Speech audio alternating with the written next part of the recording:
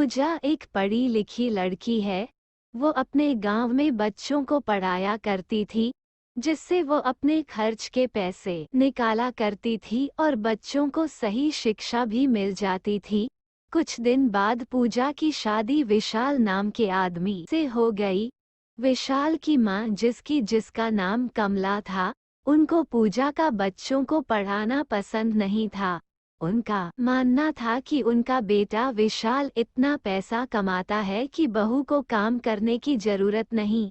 पूजा भी अपनी सास कमला की बात मानकर बच्चों को पढ़ाना बंद कर दी और अपने ससुराल में खुशी खुशी रहने लगी। एक दिन की बात है, कमला का सबसे छोटा बेटा जिसका नाम रोहित था, उसका रिजल्ट आया और वह फेल हो गया। ये देखकर कमला ने रोहित को बहुत डांटा। पूजा ने सास कमला से कहा, माताजी आप घबराइए मत, मैं रोहित को पढ़ाऊंगी।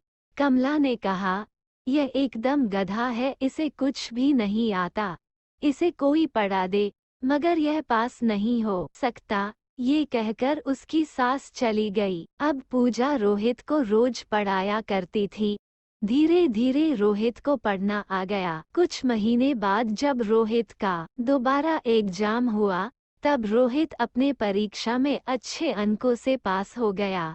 ये देखकर कमला बहुत ही खुश हुई।